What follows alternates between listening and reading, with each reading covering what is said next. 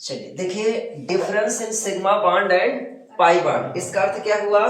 Sigma bond और pi bond में अंतर लिखना है।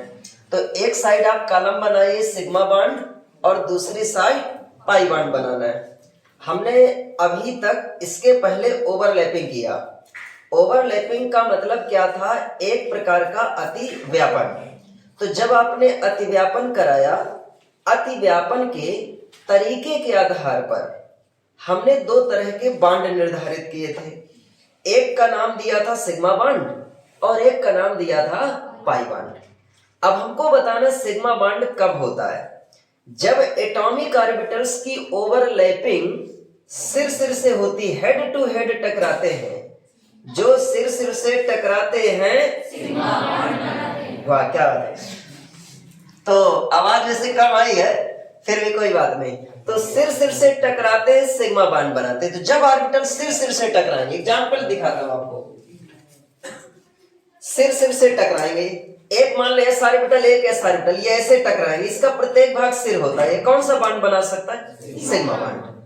अब बात करते हैं, एक एस ऑर्बिटल ले लेते हैं और एक कौन सा ले लेते हैं? P orbital. ये भी सिर सिर से टकरा सकते हैं, ठीक। फिर इसके बाद ये भी दे, एक ये पी ऑर्बिटल हो जाए, एक ये पी ऑर्बिटल, ये भी तो सिर सिर से टकरा सकते हैं। तो जितने सिर सिर से टकराए उन सब में कौन सा बॉन्ड बनेगा? Sigma bond. तो सिग्मा बॉन्ड बनने की जो कंडीशन होती है, सिर सिर से टकराने वाली होती है। लिखे number 1, head to head overlapping. तो मैं सीधे इसको शीर्षाति व्यापन लिख देता हूं। चलो पूरा लिख देता हूं। हेड लिखो, हेड टू हेड ओवरलैपिंग से कौन सा बॉन्ड बनता है बेटा? सिग्मा बॉन्ड बनता है,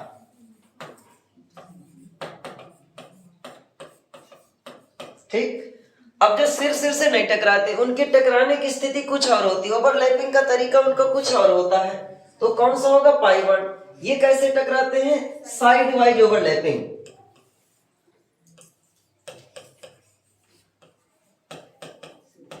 साइड वाइज ओवरलैपिंग से कौन सा बॉन्ड बनता है? पाई बॉन्ड बनता है। कैसे? इसको भी दिखाते हैं। साइड वाइज ओवरलैपिंग का मतलब यह है कि मान लेते हैं पी ऑर्बिटल्स हैं, है ना। एक मान लो हो गया पी एक्स हो गया, ये मान लो पी एक्स हो गया, ये पी वाई हो गया, पी जेड हो गया, तीनों ऑर्बिटल हैं। अब मान लेते हैं कि पी ऑर्बिटल एक दूसरे से मिलना चाहते हैं। तो ये वाला पी ऑर्बिटल और ये वाले, जिसको अभी मैंने ऐसे किया, ये दोनों पी ऑर्बिटल कौन से? सिर सिर से मिल रहे हैं ना। लेकिन इस वाले एटम का जो पी ऑर्बिटल है और इस एटम का जो पी ऑर्बिटल है, ये ज्यादा से ज्यादा ऐसे मिल सकते हैं, ऐसे ओवरलैपिंग करेंगे, इस तरह मिलेंगे। ये वाला ऑर्बिटल इससे ऐसे ओवरलैपिंग करेगा, मिलेगा। ये वाला ऑर्बिटल इससे ओवरलैपिंग करेगा। तो इस तरह मिलने के जो चांसेस होते हैं उसको हम क्या बोलते हैं? साइड वाइज ओवरलैपिंग, पार्श्वीय अतिव्यापन बोलते हैं इसको। तो साइड वाइज ओवरलैपिंग से कौन सा बॉन्ड बनता है? पाई बॉन्ड बनता है। साइड वाइज का मतलब इस तरह, ये। और यह प्रक्रिया साइड वाइज ओवरलैपिंग केवल किसमें? पी ऑर्बिटल में ही हो सकती है। एस ऑर्बिटल का तो प्रत्येक भाग सिर होता है, उसमें कोई दिक्कत नहीं। तो साइड वाइज की जो प्रक्रिया होती है केवल पी ऑर्बिटल में होती है। यहां पर क्या है? ऐसा भी हो। चलिए अभी दिखाते हैं अगला। सेकंड बताइए, हेड टू हेड ओवरलैपिंग से कौन सा बॉन्ड बना? सिग्मा। साइड वाइज ओवरलैपिंग से कौन सा बॉन्ड बना? पाई बॉन्ड बना। अब ये बताना कि हेड टू हेड ओवरलैपिंग जब हो रही थी तो किन में हो सकती है?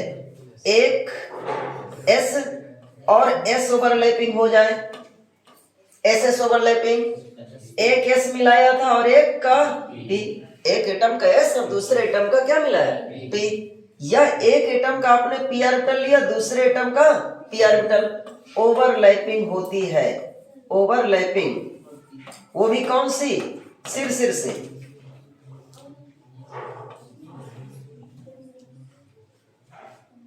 पीपी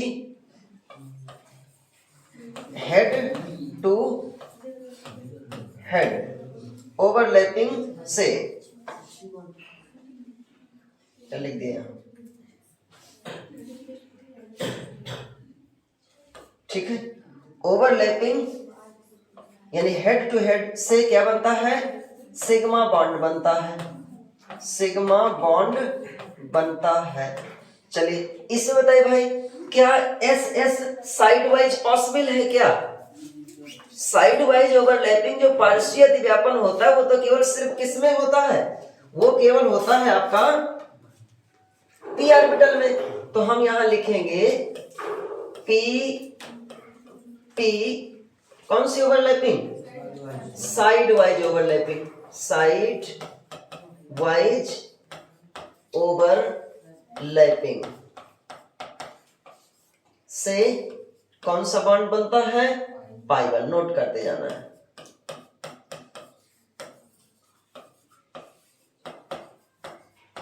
बनता है, हो गया।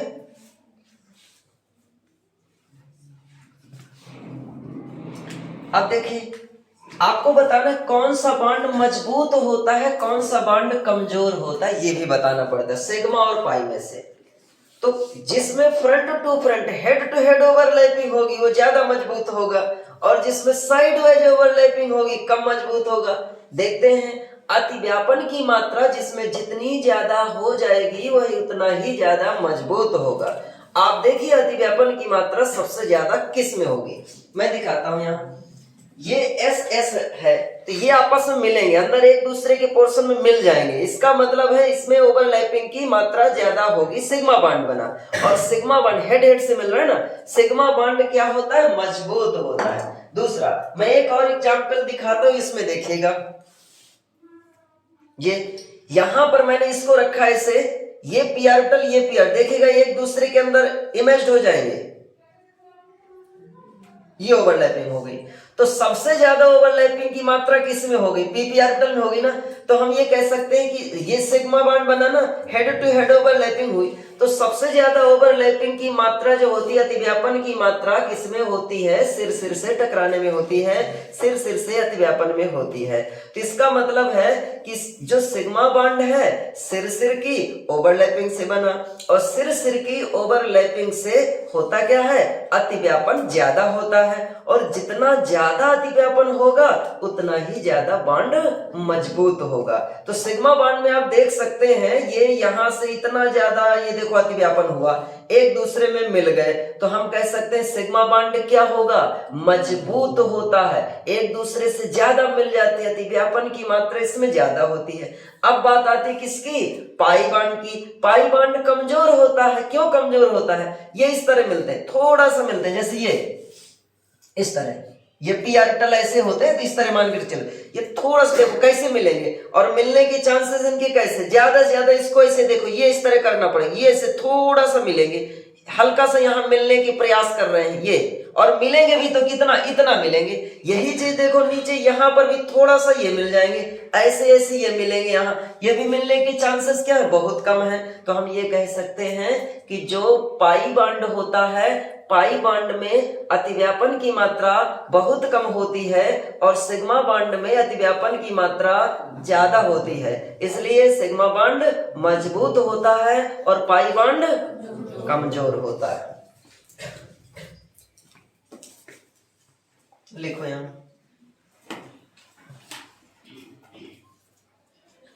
सिग्मा बॉन्ड बनते समय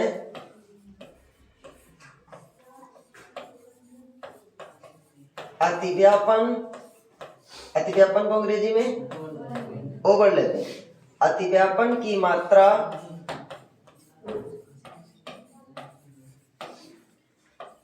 अधिक होती है,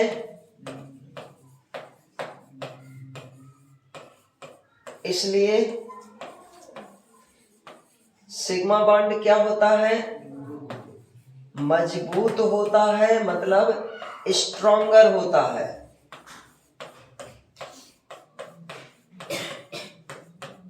इसकी स्ट्रेंथ ज्यादा होती है, शक्ति ज्यादा होती है। जबकि पाई बॉन्ड बनते समय अतिव्यापन की मात्रा क्या होती है, कम होती है।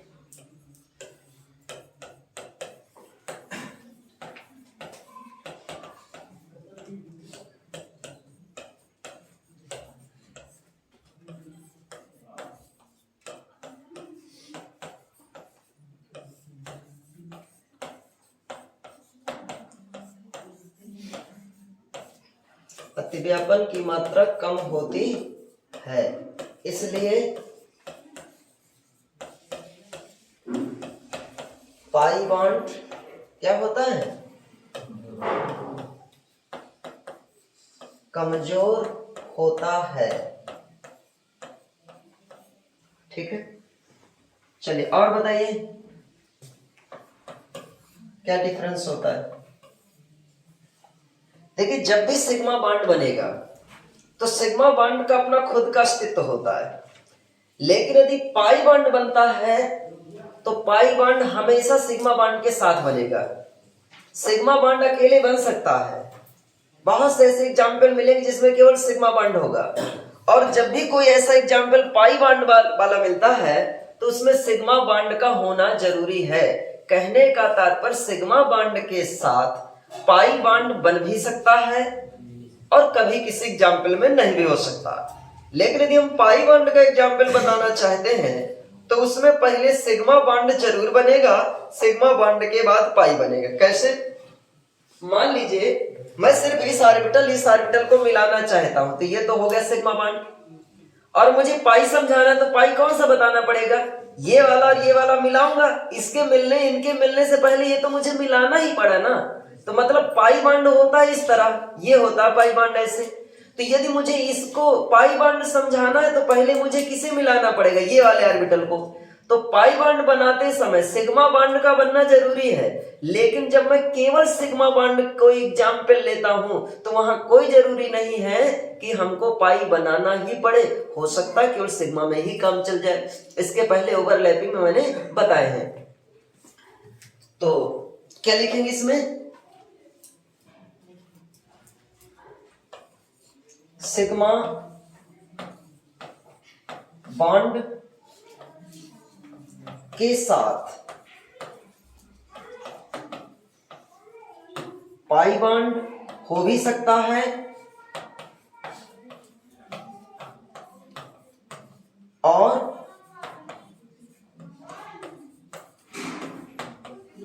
नहीं भी हो सकता। ये बात क्लियर है? जबकि यहां पर बताइए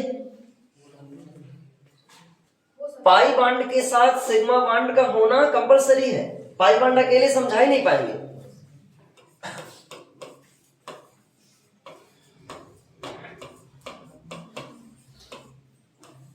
सिग्मा बॉन्ड का बनना जरूरी है।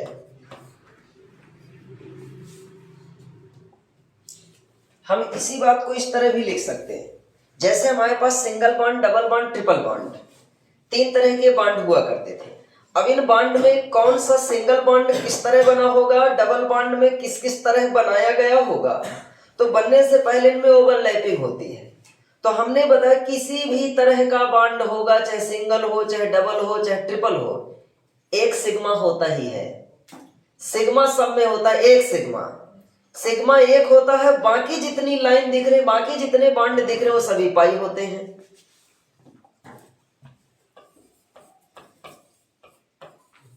प्रत्येक बॉन्ड में एक सिग्मा अवश्य होता है।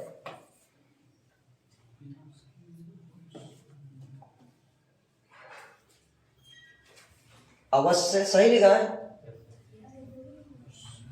प्रत्येक बॉन्ड में एक सिग्मा अवश्य होता है,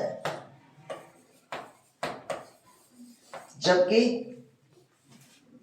यहां लिखेंगे, यहां बताइए कौन सा 5 नंबर है, प्रत्येक बॉन्ड में पाई का होना जरूरी नहीं है। देखिए मैं एग्जाम्पल लेता हूं, जैसे मैं यहां Cl और Cl लिखा एक सिग्मा, फिर मैं O डबल बॉन्ड O लिखा तो एक सिग्मा, फिर मैं यहां लिखता हूं N ट्रिपल बॉन्ड N लिखा तो यहां भी एक सिग्मा, कोई भी एक सिग्मा मान लो, ठीक है, कोई जरूरी नहीं है। जनरली हम किसको कह दिया करते हैं समझने के लिए कि सिग्मा एक ये हो गए। अब देखो यहां पर क्या है, सब में एक सिग्मा तो है, इसको बीच में लिख देता हूं।